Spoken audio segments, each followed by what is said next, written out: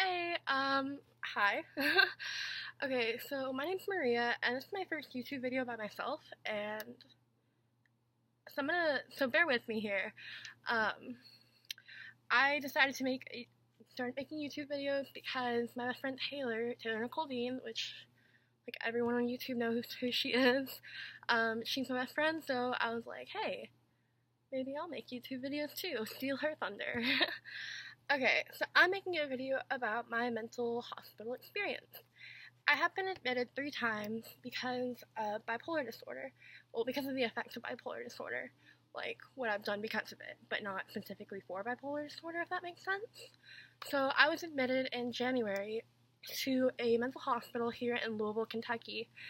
And I'm not gonna say the name of it for, like, to keep their privacy or whatever. But yeah, I was admitted because I did attempt suicide in January 22nd, actually, so coming up on a year. Um, so yeah, I was admitted to a mental hospital, and to say it was an interesting experience would be the least. Okay, so I was 19 when I was admitted, so I was admitted to the adult wing. The hospital I was at had, like, also a children's wing and then, like, an elderly person wing and an adult wing. The elderly person's for, like, dementia and stuff, which is really sad. But, so I was admitted to this hospital, and my first impression was like, holy fuck, there's something on my face, sorry. Holy fuck, this is terrifying, right? So I was roomed with a girl that I'm actually best friends with now. We still keep in contact, we hang out, like, every week. I love her. Shout out to her. She knows who she is, she'll probably watch this video. But, so I was admitted to this hospital, and at first I was, like, fucking terrified. So I woke up the next morning, because I was admitted, like, at 3 a.m., and they woke me up at, like, 7 a.m. They're like, hey, do you want to, come to breakfast? Do you want a smoke break? And I was like, no, I'm going to sleep. So I was convinced I slept through the whole day, and when I did wake up, I was like, oh my god, it's like 4 p.m., right? And everyone's like, no, it's 10 a.m. So I was, like, starting off, like, at the beginning of the day. I didn't really talk to anyone. People were talking to me a little bit.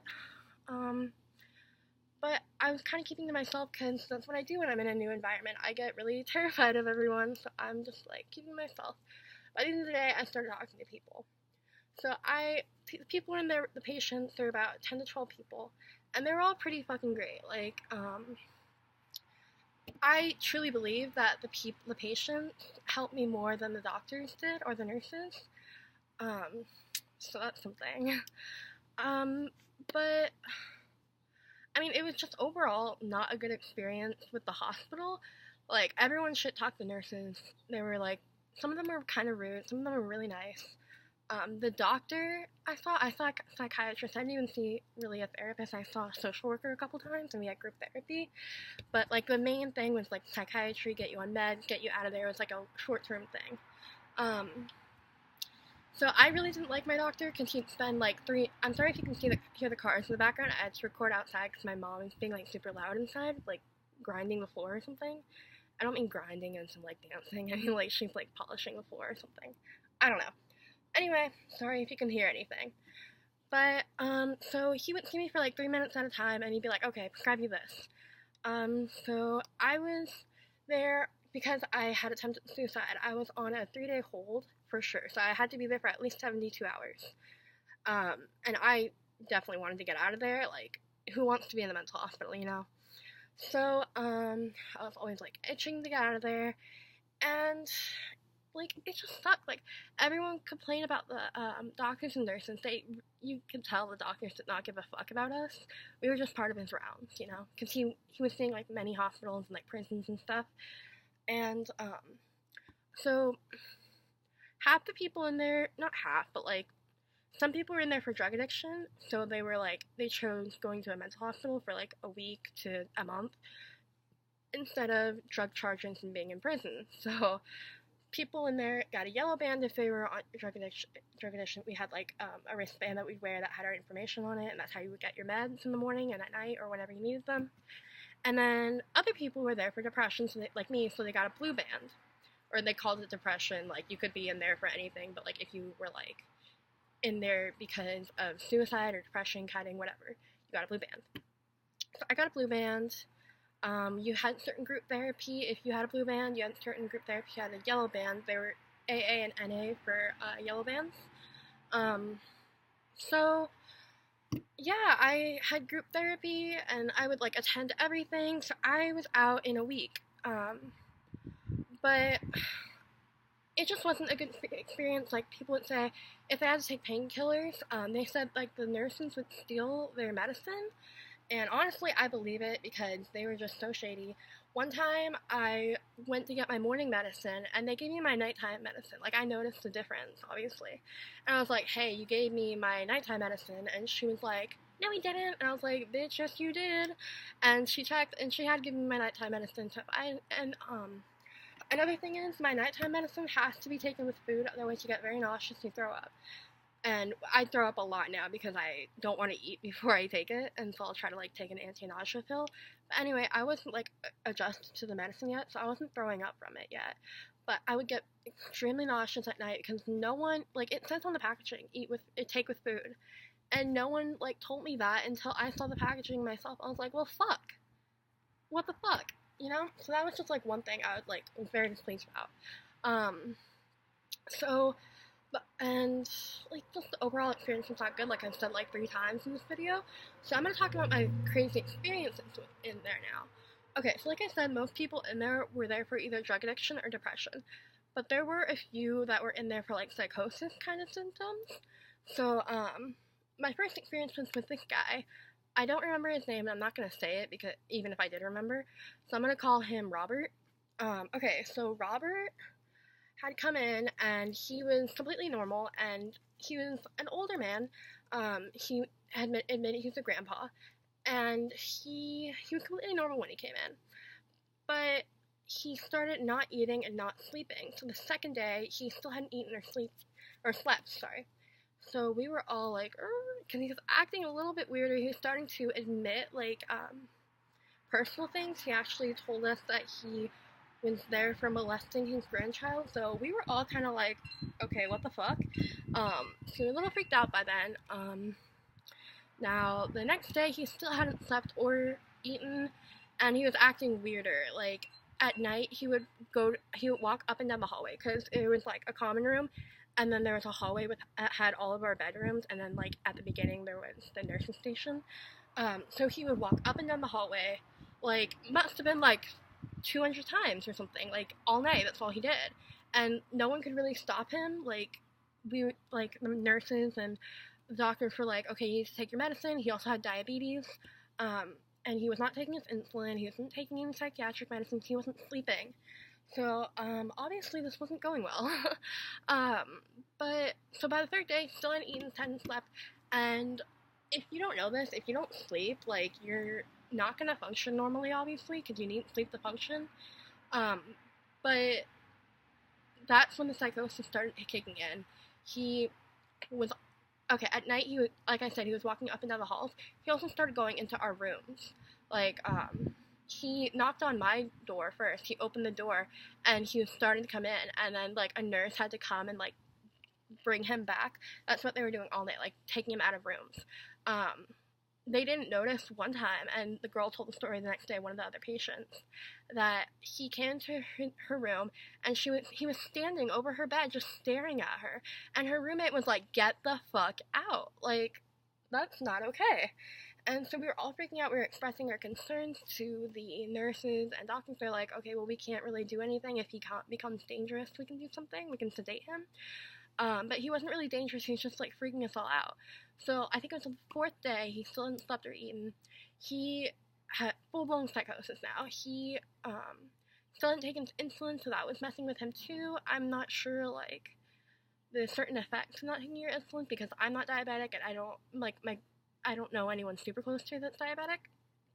Sorry, I'm recording this on photo booth, so I have to keep, like, opening up my computer. I'm so professional. But, so we had a TV in the common room, and he walked over to the TV, and he would, there's, like, the buttons on the side, he would, like, jam at the buttons with his finger. He'd, like, turn off, on, like, over and over, and this went on for, like, half an hour, and we were all like, hey, Robert, can you get away from the TV? He wasn't listening to us. If we told him to do something, he would do the opposite. So he just kept doing it, and then he kept walking around the common room, kind of freaking everyone out. He was kind of like beating his head with his fists and like shutting out his ears. Like, I'm pretty sure he was hearing voices. That's what the doctor said he was doing. Not what he's doing, what was happening. He was hearing voices, and he was really freaking out. He just wanted to like sleep. And so they were trying to give him his insulin because like 4 days without your insulin, you're diabetic. That's not good, I can tell. But he was not letting them get near him. He would like kind of push everyone away if they got near him. So eventually they realized like this is an emergency, so they called 911. They had EMS come, and they were like trying to reason with him. They're like, hey, get on the stretcher, we're gonna help you. And he was like freaking out, so they had to like hold him down and sedate him and get him on the stretcher. And they sent us all to our room, but we could hear him like screaming. And I never saw him after that, but I hope he's okay, I guess. I mean, like, I don't know if that thing about molesting his grandchildren was true because he was in psychosis. So, I mean, I don't know. That's just my experience of what happened. The second time something crazy happened, I don't remember this guy's name either, but I guess I'll just call him, like, Alexander. Okay, so Alexander came in, and he was kind of beaten up, and he was definitely, like, either manic or on some kind of, like, stimulant, because he was telling us all his life story, how he wanted to get better, and we were like, hey, how do you get your scratches and everything, and he kind of, like, just came up with some bullshit excuse. We could tell it wasn't true, but, I mean, he was nice the first day, and so, as days went on, he did not want to take medicine, so, I don't know what kind of disorder he had. I think he had a yellow band, so he was in there for drugs. But, so we didn't really know what was going on with him, and he started getting really mean after a couple days. Like, he was telling us that we were all gonna die, and he was kind of threatening us, like, passively. And we told the nurses, and they're like, well, yeah. They didn't really do anything about it. So, he's starting to freak everyone out, and we were, like, expressing our concerns more, so he's like, okay. They're like, okay, we need to get him on medicine. And so they were like, they came into his room, and he's like, we gotta give you medicine, we've got an injection. And he was like, no, I'm not gonna do it. And he kind of like forced them out of his room, and he barricaded his door with his bed. And his room was in the room next to mine, so I could hear all this. I was like in my bed, I was shaking, I was so scared, because he was like pounding at the door. He was screaming that he didn't want to take a medicine, that they were all gonna die. He had barricaded the door, no one could get in, and so I heard screaming, and I thought it sounded like a girl scream, so I kind of like ran out, because like me and all the patients had kind of gotten close. So I was like, oh my god, it's a girl, maybe she's like hurt because of this guy. It turned out to be him. He was screaming because they were trying to give him the injection. Eventually he like moved the bed from his door. They gave him the injection, and he was completely normal. He slept through the night, and the next day he apologized for everything. And we were all like, dude, it's okay, we're all in here for issues, like, we understand, it's okay. But, like, obviously at the moment we were really freaked out. He turned out to be, like, a really great guy, and, he, like, made stuff for me. He was really sweet. But, yeah, that was, like, we were really freaked out. So, yeah, those are, like, the two extreme stories. Another thing that happened was, like I said, most of us were either suicidal or drug addicts. So, this one guy came in, and he admitted to everyone that he was homicidal and was telling everyone his life story. Like, the first night we met him. He also, like, bombed, like, a pack off me, because my mom brought me a carton of cigarettes, because I was smoking so many cigarettes at the time, which I really don't do anymore. But, she bought me a carton, and he, like, we had a smoke break, like, 5 smoke breaks a day, and he would ask to bum, like, 5 cigarettes every time. And, like, after a full day of that, I was like, dude, these are my cigarettes. I can't give you, like, an entire pack when I'm not even smoking that many as you are. He's like, okay, I won't ask for any more. But, I mean, overall, the experience kind of enlightening, because I learned a lot from that, because I was off my medicine at the time, which is why I tried to commit suicide. I was off my medicine for a month, and if you are bipolar, you know that's not, like, the greatest idea, or with any mental illness, honestly. So, like, if you want to get off your medicine, please talk to your doctor about it, and don't end up like me, not taking it because you decide you're better than that or whatever, and end up going to a hospital. But, I don't know, I say I learned a lot from the experience because I made friends. I found out people's life stories who were different than me. Like, they grew up in a completely different time frame, neighborhood, gender, race, sexuality. Like, everyone was just mixed in together, and you really got to learn a lot about different people. And I think that was very enlightening to me, and I made friends. And I mean, my other mental hospital experiences were when I was underage, so I can't remember everything about them, but they weren't that great either. Like, honestly, I think most people who go to, like, a psych ward or some kind of short-term mental hospital are going to tell you, like, it's not very good. Like, I've heard that from so many people, that they are not very helpful. It kind of, that's the thing, it's like short-term treatment, so they want to, like, fix you at the moment and then get you out of there. But there's definitely way more to therapy and psychiatry than that. So when I got out of the hospital, they set me up with a therapist, and I saw him for a while. But yeah, that's just my experience with that mental hospital. If you're looking to go to one in Louisville, hit me up and I'll tell you not to go to that one. But yeah, I just wanted to make a YouTube video. Felt like talking, felt like explaining those stories, because they were shit that happened to me, and I've never really talked about them explicitly, like, publicly, except to, like, my friends. But yeah, I hope you were entertained a little bit, and yeah, namaste and shit. Bye, have a good day.